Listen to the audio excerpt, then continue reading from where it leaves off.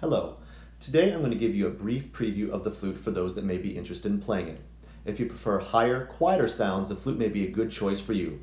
Here's a brief demonstration of part of the range of the flute and also what it sounds like while playing a song.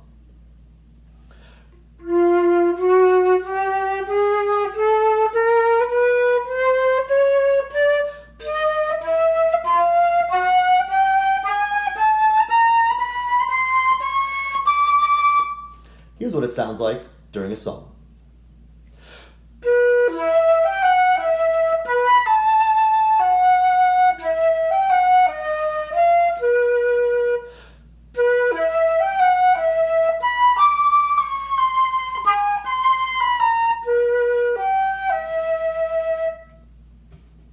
Now I'll go over a few prep exercises for making a sound on the flute.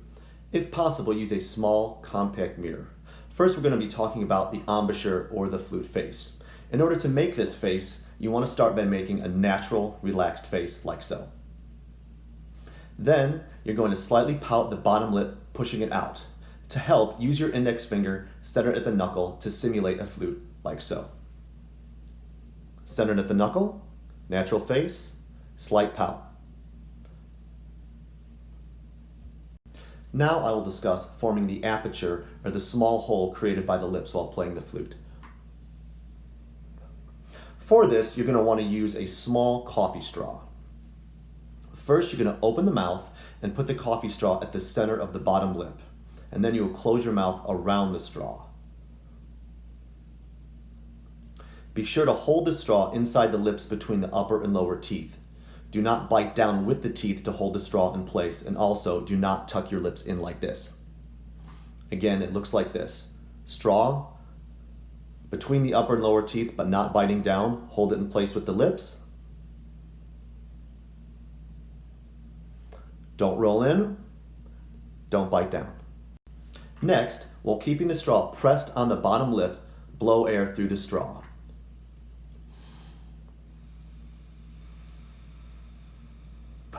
Be sure to not let air leak out through the corners and make sure the straw is pressed on the bottom lip, slightly angled down.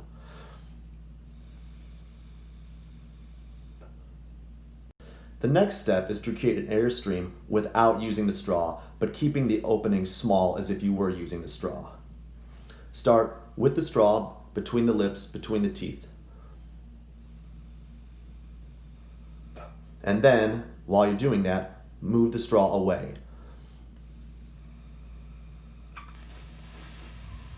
Again, keeping the hole small and slightly circular. Now let's discuss the head joint. The parts of the head joint include the lip plate, the tone hole, and the open and closed ends. In order to make a sound at the head joint, let's position the hands and face in this way. In the right hand, hold the head joint like a large pencil with the open end facing to the right, and the larger end of the lip plate facing you, the player. Now you want to raise the head joint so the tone hole is directly in line with the center of the bottom lip. You want to make sure the head joint is even and parallel to the lips and not tilted on either side.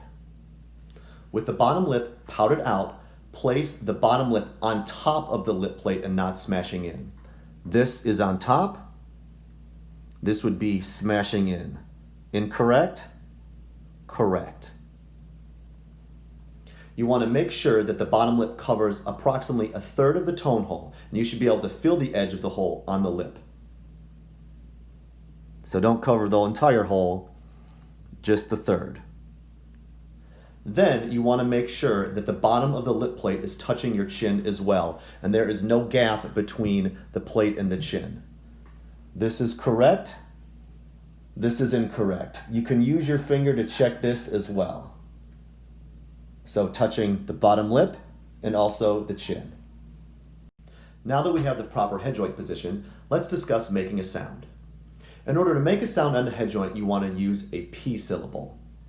Again, we'll use the index finger first, centered on the knuckle, center of the bottom lip. Notice the aperture is small and circular. Now let's try with the head joint. Centered on the bottom lip, even, covering a third of the tone hole. Now use your P sound.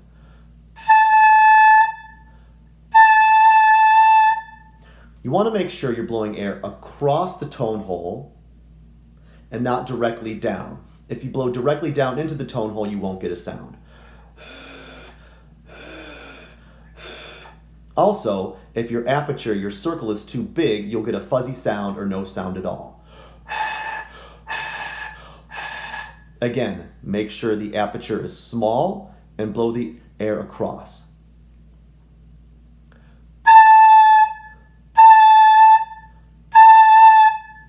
You can also make different sounds in the head joint using your hand or fingers, like so. Here's using the back of your hand.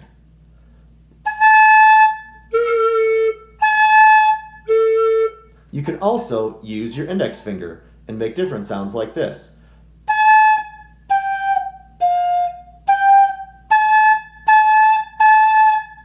You try. If you've successfully made a sound on the head joint, let's try making a sound on the head joint attached to the body of the flute. The body of the flute is the longest portion. In order to attach the head joint to the body, you're going to want to find the barrel of the flute, shaped like this. Hold it in one hand. On the head joint, make sure that the open end is pointing downward and fits into the barrel, and you want to push and twist into place. You want to make sure that the tone hole is lining up with this long column of keys. You can use my smiley face stickers as reference. Make sure that you do not line it up with the small keys in the back, but the long row. Once you have done that, you can take the right hand and grip the barrel like so. Now, let's try to make a sound with the head joint and the body. Again, up to the bottom lip is on top of the lip plate, covering a bottom third of the tone hole with the bottom lip, making the P sound.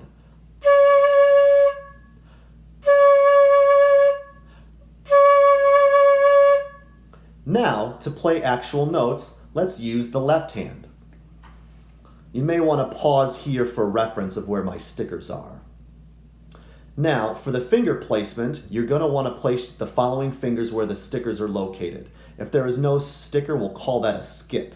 So your left hand will go skip, L1 is the index finger, skip, L2 is the middle finger, and L3 is the ring finger. So skip, L1, skip, L2, L3. Again, skip, 1, skip, 2, 3. On the back of the flute, you'll notice 2 keys. The longer of the 2 keys is where you'll place the pad of your thumb, like so. So you can hold the flute by the barrel with the right hand, thumb facing down, and here is skip, 1, skip, 2, 3. Here is what the flute sounds like when you press different keys down. Let's try pressing left thumb, L1. Here is thumb, L1, L2. Here is thumb, L1, L2, L3. Try putting these notes together.